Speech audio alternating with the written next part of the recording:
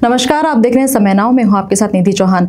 आज हम बात करेंगे उस प्राचीन विज्ञान की जो केवल ईंट पत्थरों का खेल नहीं बल्कि ऊर्जा का संतुलन है, और वो है वास्तुशास्त्र। एक ऐसे ही शख्स हमारे साथ आज जुड़े हैं जो हमें वास्तुशास्त्र के बारे में बताएंगे कि इंसान के जीवन में वास्तु का कितना महत्व होता है। और हमारे साथ आज जुड़े हैं पंकज अग्रवाल जी, जो IVVRF के CEO और चेयरमैन भी है। बहुत बहुत स्वागत है सर आपका। नमस्कार जी सबों को, और बहुत बहुत धन्यवाद जी, आपने इंट्रोडक्शन दिया एवं नमस्कार टू यू जी। सर, सबसे पहले बात करेंगे हम हमारे इंदौर की। मतलब मैंने सुना है कि सबसे पहले जो पितृपर्वत की स्थापना हुई है उसका आपका बहुत बड़ा सहयोग है आपका उसमें।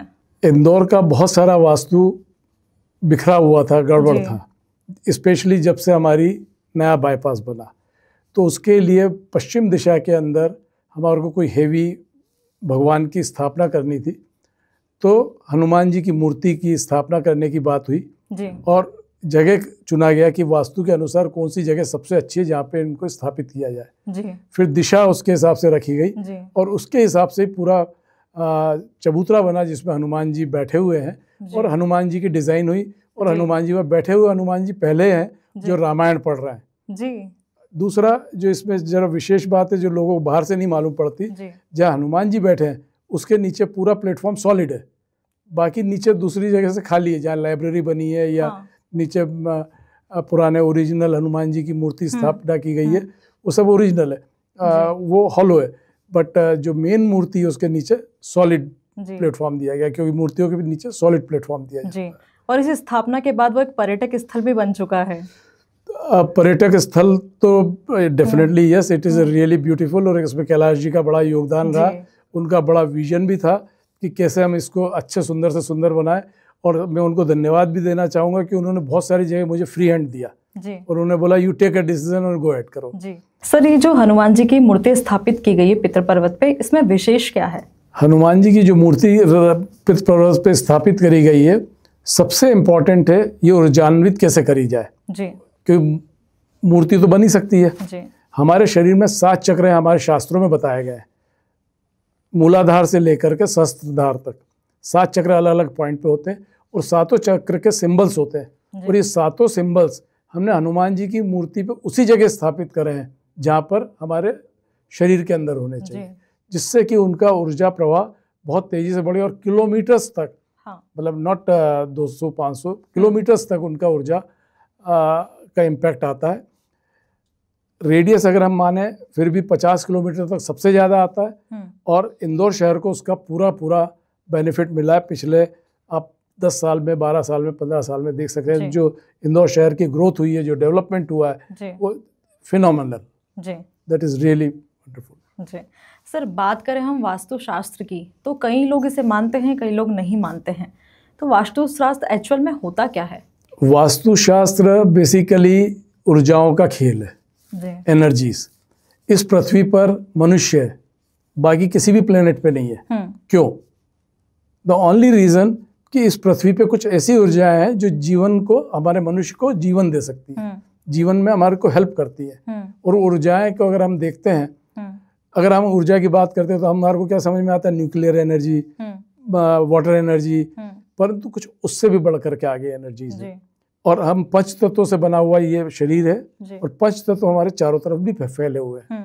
तो उनके कारण जो ऊर्जाएं बन रही हैं इस पृथ्वी के ऊपर, और जब आप घर बनाते हैं या आप कोई भी निर्माण करते हैं तो उसमें जो भी ऊर्जा स्थापित होती है उसका प्रभाव उस घर में रहने वाले पे किस तरह से पड़ेगा, उसकी स्टडी वास्तु विज्ञान है। अगर नेगेटिव है तो उसको हम कैसे ठीक कर सकते हैं, और अगर पॉजिटिव हो तो बहुत ही अच्छी बात है। सर, आप कई सारी कंट्रीज भी घूम चुके हैं, लेकिन आपने देखा कि कहाँ पे वास्तुशास्त्र को ज़्यादा मान्यता दी जाती है? देखिए, वर्ल्ड में 3 कल्चर होते हैं जी। इंडियन कल्चर, चाइनीज कल्चर और इजिप्शियन कल्चर, जो मेन कल्चर अपने माने गए। और तीनों शास्त्रों के अंदर तीनों में ही अलग अलग नाम से जाना जाता है जी। हिंदुस्तान में हम वास्तुशास्त्र बोलते हैं, चाइना में इसको फेंगशुई बोलते हैं, और इजिप्ट के अंदर इसको जियोमेंसी बोलते हैं जी। अगर हम देखें तो सबसे ज़्यादा हिंदुस्तान में, उसके बाद अगर मैं देखता हूँ तो लंदन में, उसके बाद मैंने देखे मैक्सिमम दुबई एरिया में, और now the comes to US। US की वॉशिंगटन टाइम्स की हेडलाइन न्यूज़ थी आज से 15 साल पहले, goodbye feng shui, welcome vastu. तो दैट वाज अ फैंटास्टिक। किस तरह से वास्तुशास्त्र वहाँ के लोगों को अट्रैक्ट कर रहा है, और वास्तुशास्त्र इसलिए अट्रैक्ट कर रहा है कि उसके पीछे मिथ नहीं है, उसके पीछे इंस्ट्रूमेंटेशन है। आज मैं आपको कंप्यूटर स्क्रीन पे ये दिखाऊं कि आपकी ये ऊर्जाओं के अंदर इस तरह से प्रभाव में ये चेंज आ गया, मैंने ये करा तो आपको ये चेंज आ गया, ये आपका यह ऊर्जा में ये ब्लॉक आ रहा है, और ये मैं कमरे का ये पंखा चलाता हूँ या ये लाइट जलाता हूँ तो किस तरह से आपके ऊपर असर कर रही है, तो आप पे अलग असर आएगा। और अगर मैं उसको बंद करता हूँ तो किस तरह, और मैं तरीका ढूंढता हूँ उसको, भाई जो भी इम्पैक्ट आ रहा है उसको मिनिमाइज कर सके। अभी वर्ल्ड पे सबसे ज़्यादा अगर इस पर रिसर्च हो रही है तो हो रही है जर्मनी में और यूएस में, कुछ रिसर्च न्यूजीलैंड में भी कर रहा है। वर्ल्ड में क्योंकि नॉर्दर्न हेमिस्फीयर है और सदर्न हेमिस्फीयर है, दोनों को बैलेंस करने के लिए इंस्टीट्यूशन ऑफ बिल्डिंग बायोलॉजी कहलाती है, जो नॉर्दर्न हेमिस्फीयर में फ्लोरिडा में इस्टेब्लिश करी गई है और सदर्न हेमिस्फीयर में न्यूजीलैंड में इस्टेब्लिश करी गई है। I am mostly trend in northern hemisphere Florida में, जब मैंने ट्रेनिंग लिया, मेरा कोर्सेज करे। वास्तुशास्त्र में एक और चीज़ बहुत ही इम्पोर्टेंट है कि वास्तु सिर्फ बिल्डिंग के लिए हो रही है, पर हो किसके लिए रही है? ह्यूमन बीइंग के लिए, जो उस घर में रहता है उसके लिए। अगर हमारे को उस घर में जो रहता है उसकी ऊर्जाओं के बारे में संबंध में नहीं मालूम तो हम क्या वास्तु सुधार लेंगे? सही है। तो हमारे को उसके लिए सबसे इम्पॉर्टेंट है ह्यूमन एनर्जी फील्ड्स को भी मेज़र कर पाना। अगर हम ह्यूमन एनर्जी फील्ड मेज़र कर पाते हैं तो पर्यावरण का ऊर्जाओं का इम्पैक्ट उस ह्यूमन के ऊपर किस तरह से पड़ रहा है उसकी स्टडी कर सकते हैं। तो वो कैसे संभव होगा, हम कैसे पता लगाएंगे? उसके लिए बहुत सारे वैज्ञानिक इंस्ट्रूमेंट्स अवेलेबल हैं, बहुत रिसर्च हुई है उसके ऊपर। आज की तारीख में लगभग 1600 से ज़्यादा इंस्ट्रूमेंट्स अवेलेबल हैं। अब एक छोटा सा एग्जांपल लेता हूँ। पुराने ज़माने में भेड़ों को छोड़ देते थे ज़मीन पे, और भेड़ें जहाँ बैठती थी वो पॉजिटिव एरिया में बैठती थी, और जहाँ सांप के बड़े बड़े बिल होते थे या दीमक की लॉबी होती थी वो नेगेटिव एरिया होता था। जब इस पर रिसर्च होना शुरू हुई तो देखा जो जिस जगह क्रॉस सेक्शन है, सांप के बिल वगैरह है, उस जगह अगर आपने बेडरूम का बेड बना दिया है, बेड बना दिया उस जगह, तो उस बेड पे रहने वाले एक घर के अंदर 76 लोगों को कैंसर की बीमारी मिली, which is a very high counts. 5000 plus cases पे स्टडी करी गई, जिसमें जो भी नेगेटिव एनर्जी पे रह रहा है कार्सिनोजेनिक है। तो जो पहले भेड़ों को छोड़ते थे वो जहाँ बैठती थी वहाँ पे राजा महाराजा लोग अपने बेडरूम्स बनाते थे, अपना सिंहासन स्थापित करते थे, और जहाँ नहीं बैठती थी वहाँ पे छोड़ देते या दीवारें बना देते थे उस जगह।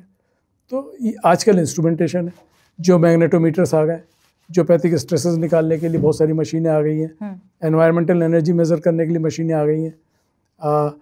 तो उन मशीनों से हम मेज़र कर पाते हैं कि किस तरह से ये ऊर्जाएं रेडिएट हो रही हैं और उसका असर हमारे ऊपर किस तरह से पड़ रहा है। सर, एक ना लोगों का बेसिक क्वेश्चन होता है कि जब हम मकान बनाते हैं तो उसमें कौन सी चीज़ कौन सी दिशा में होनी, मतलब हम जब भी बनाते हैं कि किचन किस दिशा में होना चाहिए या लेट बाथ किस दिशा में होना चाहिए, बेडरूम में क्या होना चाहिए क्या नहीं होना चाहिए?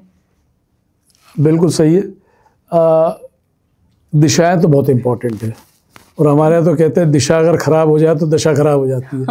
दिशा बिगड़ गई तो दशा बिगड़ जाएगी।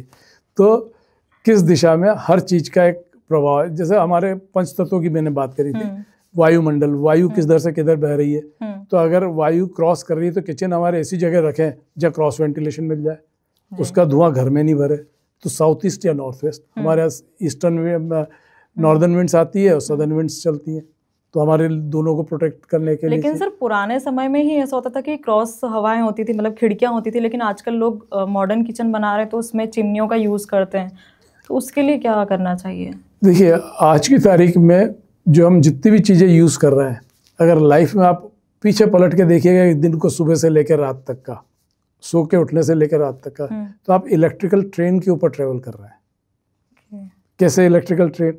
आप सुबह उठते सबसे पहले अपना मोबाइल देखते हैं, बिल्कुल, फिर एक स्विच ऑन करके लाइट जलाते हैं, फिर जा कर के हो सकता है कि आप गर्म पानी जो गीज़र से निकल के आ रहा है उससे नहाते हैं, टोस्टर में से टोस्ट बनाते हैं, टोस्टर में से टोस्ट बनने के बाद अपनी आप गाड़ी में बैठ करके कार स्टार्ट करके जब रोड के किनारे किनारे चलते हैं तो हाई टेंशन लाइन चल रही होती है बगल में। ऑफिस में आते हैं तो सबसे पहले कंप्यूटर ऑन करते हैं, बाहर झाँक के देखेंगे तो कोई ट्रांसफार्मर भी लगा हुआ मिल जाएगा। और शाम को ये सारी चीज़ें रिवर्स ऑर्डर में करते हैं, एक्सेप्ट रात को 1-2 घंटे टीवी ज़्यादा देखते होंगे। बिल्कुल। तो you are leading your life on electrical trains. तो इलेक्ट्रिसिटी का इम्पैक्ट हमारे शरीर पे कितना नेगेटिव होता है, ये सिर्फ अभी 2 जनों ने इस पे काम बहुत ज़्यादा किया है। स्विट्जरलैंड ने इस पे नॉर्म्स बना दिए, स्विस कंट्रीज़ ने, और अमेरिका ने भी इस पे नॉर्म्स बनाए कि, और ये जो नेगेटिव इम्पैक्ट है हमारे सोचने समझने की शक्ति, हमारे बीमारियों से लड़ने की शक्ति, एवं हमारे को बीमारियां डेवलप ज़्यादा होने लग गई हैं इसके कारण। तो ये सब नेगेटिव इम्पैक्ट आते हैं। सर, घर से रिलेटेड एक और क्वेश्चन था कि कई बार होता है कि रूम्स में या ऑफिस में लोग अपने वो जो 7 घोड़े होते हैं उनकी तस्वीर लगाते हैं, तो कुछ लोग चंद्रमा वाली लगाते हैं, कुछ सूर्य वाली लगाते हैं, तो दोनों में से सही कौन सा होता है? नहीं, देखिए आप किस दिशा में लगा रहे हैं उसके ऊपर डिपेंड करता है। अगर देखिए घोड़ा पहले तो दौड़ रहा है वायु, वायु का सिंबल है, हाँ। तो वायव्य कोण is considered to be the very good. वायव्य कोण में अगर पश्चिम दिशा में लगा रहे हैं आप तो चंद्रमा वाली लगाइए, और उत्तर की तरफ लगा रहे हैं तो आप उसमें सूरज वाली लगाइए। साउथ ईस्ट में अब साउथ ईस्ट में अग्नि स्थान पे वायु का कॉम्प्लीमेंट्री है वो बेसिकली। बिना वायु के अग्नि नहीं जल सकती, अगर जहाँ हवा नहीं होगी वहाँ अग्नि नहीं जलेगी। जी बिल्कुल। तो वायु को साउथ ईस्ट में भी लगाया जा सकता है। तो अगर हम साउथ के फेस पे लगा रहे हैं तो चंद्रमा की लगाएंगे, ईस्ट के फेस पे लगाएंगे तो सूर्य की लगाएंगे। As simple as that. जी सर, जब भी हम कोई रूम बनवाते हैं तो उसमें भी रहता है कि कौन सी चीज़ कहाँ, जैसे बेडरूम में बेड कहाँ होना चाहिए, अलमीरा कहाँ होना चाहिए, लेट बाथ कहाँ होना चाहिए? बिल्कुल ठीक है। क्या होता है कि अगर हम देखें, पृथ्वी इज़ द बिग मैग्नेट, ये तो हमने शायद 10वीं 11वीं की फिजिक्स में भी पढ़ा होगा, और ये रोटेट कर रही है, गोल घूम रही है। जब भी कोई भी मैग्नेट को गोल घुमाते हैं तो उससे बिजली पैदा होती है। इसी तरीके से हमारे शरीर के अंदर भी इलेक्ट्रोमैग्नेटिक फील्ड्स हैं। Head is a north pole, foot is a south pole. अगर हम वही अगेन 11वीं क्लास की फिजिक्स को देखते हैं तो नॉर्थ पोल को अगर नॉर्थ पोल की तरफ रखेंगे तो it will repel each other, south pole को साउथ पोल की तरफ रखेंगे रिपेल ईच, तो हमेशा रिवर्स करके मैग्नेट को रखते हैं। इसी तरीके से अगर हम इस पृथ्वी के ऊपर जब सो रहे हैं तो अगर हमारा सिर दक्षिण की तरफ है, क्योंकि नॉर्थ पोल है, दक्षिण का साउथ पोल है, तो हमारी नींद अच्छी होगी। और वही आप उत्तर की तरफ रखो, रिपेल करता रहेगा, रात भर बॉडी हमारी एनवायरमेंटल एनर्जी से स्ट्रगल करती रहेगी और आपकी नींद की क्वालिटी खराब होगी। नींद की क्वालिटी खराब हुई और समझो बीमारियां आपकी सबसे बड़ी जड़ है। जी। हम हर डॉक्टर कहता है कि 8 घंटे 7 घंटे अच्छे से सोना चाहिए। जी। That is the key. और हमारी नींद नहीं आती। अब हम कांच की बात कर रहे हैं। हाँ, मेन क्वेश्चन ये भी था कि कहाँ कांच होना चाहिए। मिरर की बात कर रहे हैं। Mirror is the most powerful way to reflect the energy back. उससे आपको हर चीज दिखती है मिरर से। हाँ। तो रिफ्लेक्ट करें। तो अगर हम ये कांच को उत्तर दिशा में या पूरब की दीवार पे लगाएं तो it is considered to be the very good. अब आपने अलमारियों का क्वेश्चन पूछा मेरे से। हाँ। कि अलमारियां क्या होनी चाहिए। अगर अलमारी रखने से क्या होता है, भारी हो जाता है कपड़ा। हाँ। तो ये माना गया है कि दक्षिण में और पश्चिम दिशा में अगर अलमारियां रखी जाए तो इट इज़ वेरी गुड। पर हर वो चीज़ जो हम रोज करते हैं, भले 5 मिनट के लिए करते हैं, इज इम्पॉर्टेंट। लाइक बाथरूम में जाकर के हम ब्रश करते हैं। हाँ। तो हम अगर वो हमारा वॉश बेसिन ईस्ट या नॉर्थ की वॉल पे लगा हुआ तो it is considered to be very good, वहीं लगाना चाहिए। टॉयलेट सीट नॉर्थ या साउथ वॉल पे लगी है तो बहुत ही अच्छी मानी गई है, क्योंकि मैं टेक्निकल नहीं जाना चाहता। हाँ। बहुत ज़्यादा इसमें, तो अब it is considered to be very good. और अलग दिशा में लगा दो तो नुकसान करती है। हाँ। हर चीज़ के एक तरह से नियम बताए गए हैं वास्तु विज्ञान के अंदर कि हम अपने घर को कैसे हेल्दी घर बनाएं। लेकिन सर कई बार ऐसा होता है कि लोग वास्तु के हिसाब से अपना घर तो बना लेते हैं लेकिन फिर भी उनके घर में क्लेशेस होते हैं, तो इसका क्या कारण हो सकता है? Is a really very good question I think. देखिए 3 चीज़ें हैं। एक होता है वास्तु विज्ञान जिसको हम देते हैं 25% पॉइंट। दूसरा होता है एस्ट्रोलॉजिकल फैक्टर, जब आप पैदा हुए थे तो प्लेनेटरी मोशंस की क्या प्लेनेट की पोजीशंस थी। और तीसरा होता है कर्म। कर्म करे बिना आप मर्सिडीज भी खरीद लाओ, बिना चलाए बिना भोपाल नहीं पहुंच सकते। कर्म आपको करना पड़ेगा। तो कर्म इस 50%, 55%, 60% कुछ भी हो सकता है। वास्तु 20%, 25% कुछ भी हो सकता है। एस्ट्रोलॉजिकल फैक्टर 20% से 25% कुछ भी हो सकता है। पर इन सब चीज़ों में वास्तु का विज्ञान ऐसा है जिसमें आप चीज़ें चेंज करके अपने हिसाब से बना सकते हैं। प्लेनेटरी मोशंस को आप अपने हिसाब से नहीं कर सकते, कर्म आप जो मैक्सिमम कर सकते हैं आप कर ही रहे हैं। तो वास्तु के अनुसार अगर आप सब चीज़ों को बनाते हैं तो ये तो हेल्पफुल रहा। अब आपने कहा कि कोई नेगेटिव हो रहा है घर के अंदर, नेगेटिव हो रहा है, तो उसके भी अब दो रीज़न है। या तो हमारे प्लेनेटरी मोशन का भी एक इम्पैक्ट आ सकता है, कर्म का भी इम्पैक्ट आ सकता है, और तीसरा वास्तु को किस पर्सपेक्टिव में देखा गया है। आज की तारीख में मैं देख रहा हूँ, अगर हिंदुस्तान में देखूँ मैं 10,000 वास्तु कंसल्टेंट हो गए, जिसमें से मुश्किल से 100 वास्तु कंसल्टेंट ऐसे होंगे जो रियली क्वालिफाइड है, they know about the subject. तो अगर उस अच्छा हो सकता है ये भी एक बहुत बड़ा कारण हो, it is one of the reason. आज दूसरी बात क्या होगी, बहुत सारे एस्ट्रोलॉजर, देखिए जहाँ भी शहद होगा मक्खियाँ तो आएंगी सही। जैसे डॉक्टर्स हैं, उनकी फील्ड में कंपाउंडर भी डॉक्टर बन के काम करने लगता है। सिमिलरली वास्तुशास्त्र में जो पंडित हैं वो भी वास्तुविद बन गए, तो उसका असर तो आ ही रहा है कहीं ना कहीं हमारी गलतियाँ हो रही हैं, और गलतियाँ हो रही है उसका परिणाम वास्तु विज्ञान को दे रहे, वो गलत है। पर सर ये जो वास्तु शास्त्र है ये कपल्स पे भी बहुत ज़्यादा इफेक्ट करता है। आप देख सकते हैं अभी बहुत ज़्यादा चीज़ें हो रही हैं कि क्लैशेस होते हैं हस्बैंड वाइफ में। वास्तु मतलब वास्तु का भी कहीं ना कहीं इज वेरी इंपॉर्टेंट, इससे बहुत बड़ा रिलेशन है, वेरी इंपॉर्टेंट रोल। वास्तु विज्ञान का हस्बैंड वाइफ में हार्मोनी लाना एक ऑब्जेक्टिव भी है, और नहीं आती है तो उसके कारण क्या क्या रीजंस हैं, लाइक बेडरूम कहाँ आपने रखा हुआ उनका। अब क्या हो रहा है वास्तु विज्ञान में, बड़ा इंपॉर्टेंट फैक्टर है कि एक नॉर्थ जोन माना गया, एक ईस्ट जोन माना गया, वेस्ट जोन माना गया और एक ईस्ट जोन माना गया। तो वो अब कोई देखता नहीं है, उन्होंने ईस्ट वाले को वेस्ट में बैठा दिया, सबको एक क्रोसिन खिलाते जा रहे हैं, बुखार आ गया क्रोसिन खा लो, बुखार आ गया क्रोसिन खा लो। उन्हें ये नहीं मालूम इंटेस्टाइनल इन्फेक्शन है, वायरल है कि थ्रोट इन्फेक्शन है, वो बुखार आया क्यों है, तो क्रोसिन खिला दी उन्होंने। तो इसी तरह हर एक को साउथ वेस्ट में सुला दिया। Is not the south west में सुलाना इज नॉट द क्राइटेरिया।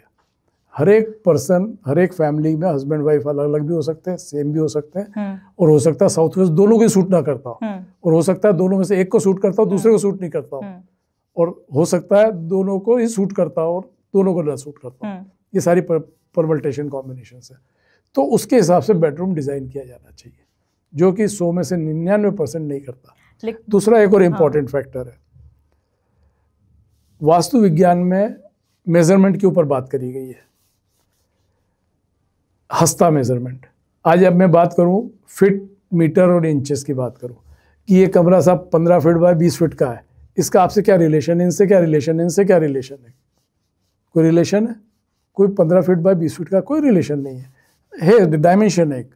पर मैं आपसे बोलूं कि आपका मैंने हाथ का मेजरमेंट लिया, आपके 5 हस्ता बाय 7 हस्ता का ये बेडरूम बनाया गया है, तो उसका रिलेशन आपसे है, दूसरे से नहीं है। तो वास्तु विज्ञान स्पीक्स वेरी। और सिंपल एग्जांपल लेता हूँ, हमारी डाइनिंग टेबल होती है 30 इंच ऊंची, कुर्सी होती है 16 इंच की, उस पर एक 6 फीट का आदमी भी बैठ के खाना खाता है, एक 5 फीट 1 इंच की लेडी भी उस पर बैठ के खाना खाती है, और एक 3 साल का बच्चा भी बैठ के उसी पर खाना खाता है। क्या तीनों के लिए हारमोनियस होगा? नहीं हो सकता कभी भी। एक किचन प्लेटफॉर्म की बात करूं, उस पर 5 फीट 6 इंच की लेडी भी खाना बनाती है, और एक 28 इंच का किचन प्लेटफॉर्म बना दिया और उसमें 5 फीट 4 फीट 11 इंच की भी लेडी खाना बनाती है, हारमोनियस होगा? नहीं हो सकता। वास्तु विज्ञान speaks specifically about the dimensions. जिसके लिए आप डिज़ाइन कर रहे हैं बेडरूम या किचन या स्टडी रूम या ऑफिस रूम, वो उसके हस्ता से पूरी फीट मीटर इंचेस को हम कहते हैं डीह्यूमनाइज स्केल, और this is called humanise scale. उसको ह्यूमनाइज स्केल में कन्वर्ट करो और उसके बाद स्टडी करो। ये बहुत ही इंपॉर्टेंट है। जो मैं कह रहा हूँ, ये सारे पॉइंट छूटे हुए हैं, जो लोग वास्तु कंसल्टेंट देखते ही नहीं है, जानते ही नहीं। जैसा कि आपने कहा कि 100 लोगों में से कुछ 10 लोग ही जो इसमें एक्सपर्ट होते हैं, बाकी 10 भी हायर साइड में होता है। हाँ वही तो, लोगों को सही नॉलेज कैसे मिलेगा इस चीज का? या फिर आप कुछ बताएं कि नहीं ऐसा नहीं, ऐसा करना चाहिए बेडरूम में? नहीं, हम लोग तो कोशिश कर ही रहे हैं। हम लोग तो पिछले 20 साल से या 25 साल से जो मैंने ट्रेनिंग ली है वर्ल्ड वाइड जाके, मैंने I did some courses from Florida, I did 5 courses from Paris, I did 1 course from London, 1 course Saint Peters State University Russia से किया हुआ है। तो वहाँ जितनी भी ट्रेनिंग ली है वो ट्रेनिंग में कोशिश करके इंडिया में मैंने काफ़ी लोगों को इम्पार्ट करी। जी। और साथ ही साथ हम लोग हर 4 वर्ष में लाइक ओलंपिक्स एक इंटरनेशनल कॉन्फ्रेंस करते हैं सिंस 2000। अभी तक 4 कॉन्फ्रेंसेस हो चुकी इन अ वेरी ह्यूज लेवल, और उसमें कोशिश करते हैं कि हम जितनी ज़्यादा से ज़्यादा ट्रेनिंग दे सकें वो ट्रेनिंग देने की कोशिश करते हैं। अब सीखना ना सीखना, मानना ना मानना उनका काम है, that is not our job. Sir बहुत बहुत धन्यवाद, आपने इतनी सारी जानकारी दी हमें। तो आप देख सकते हैं वास्तुशास्त्र जो होता है हमारे जीवन में बहुत महत्वपूर्ण होता है। तो आपके मन में जो भी क्वेश्चंस है कि वास्तुशास्त्र में क्या होना चाहिए क्या नहीं होना चाहिए, आप कमेंट करके भी हमें ज़रूर पूछ सकते हैं। और आगे ऐसे प्रोग्राम देखने के लिए देखते रहे समय नाउ। नमस्कार। नमस्कार, thank you very much. Pure assure दूध और घी, माँ के प्यार सा, मिलावट से दूर, भरोसे से भरपूर, प्योर भी श्योर भी।